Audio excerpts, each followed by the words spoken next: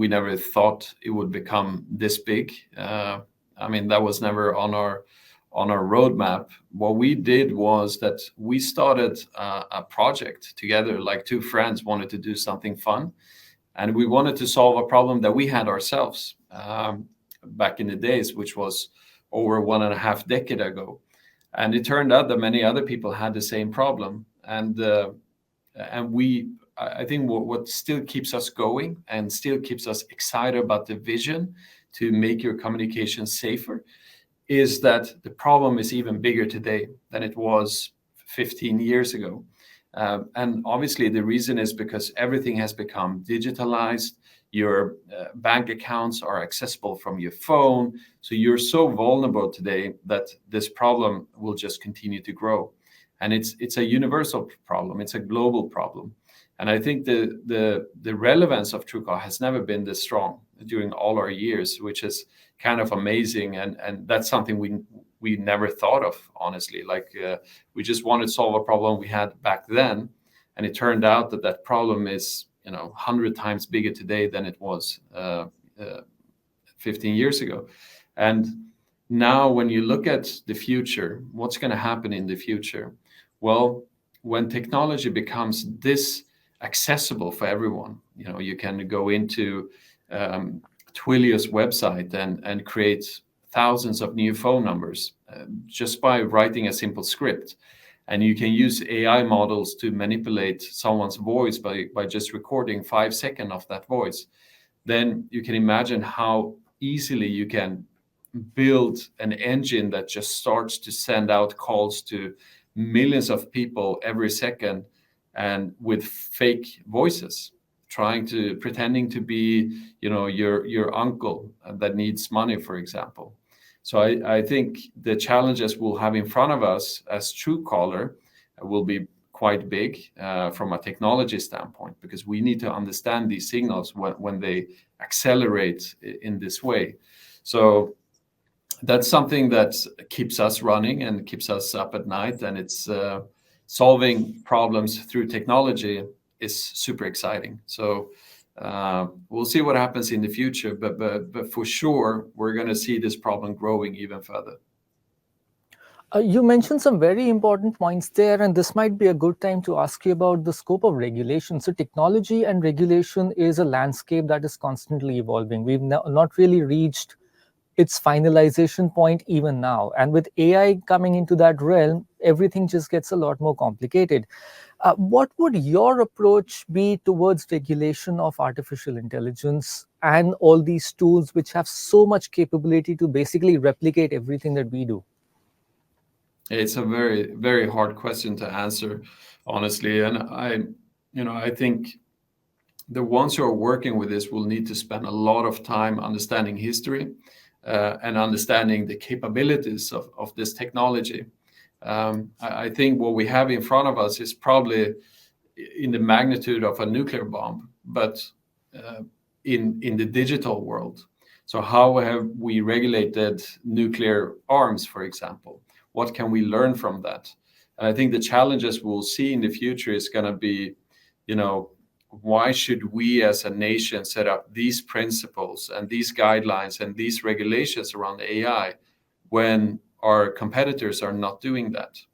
And I think this is where everyone needs to be educated and understand the potential of it, and then come to some sort of a universal and global agreement on how we do it. I think when it comes to companies, my sense is that each and every company will take their responsibility and they will build principles around AI that is good for everyone. But when it comes to the interest of different nations, that's when you will have a tricky situation where I think everyone needs to come together and understand the potential of it. So we'll see what happens, and how the technology will evolve forward. But I definitely think there should be some regulations around this, especially since every new technology always gets translated into the arms industry. and you can just imagine, the risks that you have there. So I'm hopeful, and I think we'll figure out solutions for that, but it's not going to be easy.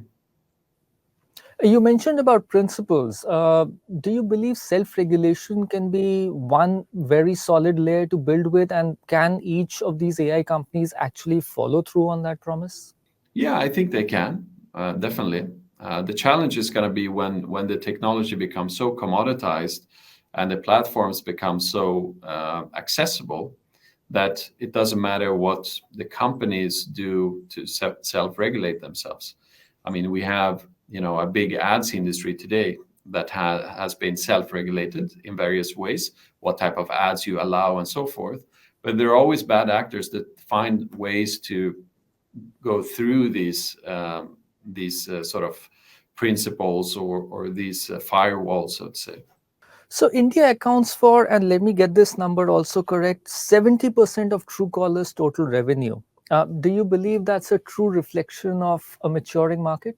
Yeah, absolutely. I mean, India is our, it's always been our home market. It's always been a priority for us. And that's why the numbers are the way they are. A big chunk of, our engineering and product teams are based in Bangalore. So it makes a lot of sense. And the market has such a huge potential, while the rest of the world is, has a negative GDP growth this year and next year. India is actually expected to grow with over 6% next year. So it's an opportunity. It's a very exciting market with a young population, and I think the rest of the world has a lot to learn from the Indian market, to be honest. And every time we build new products, we always launch it in our home market, India first, and then we launch it in other markets. So compared to many other companies that launch new features in a small market like New Zealand, we actually go to our biggest home market, basically. So we're doing the opposite way. And I think that's more fun, honestly. You talked about a very bold approach of launching features in India first and then rolling them out globally. Do you believe that's a strategy which also helps you? Because in a way, this market is probably more dynamic in terms of challenges compared to a lot of other countries. So you're better prepared in that sense? I think the market is so diversified in terms of network connectivity, depending on where you live, smartphone penetration. Everyone has different smartphones. There are so many different brands, and people have very different needs, and that makes the sort of testing of the new products even more. The testing becomes more thorough, so to say. It's going to be very solid when it works with all your uses that you have in India, to go even further to other regions. But to be honest, from our perspective, we're doing that because we like it.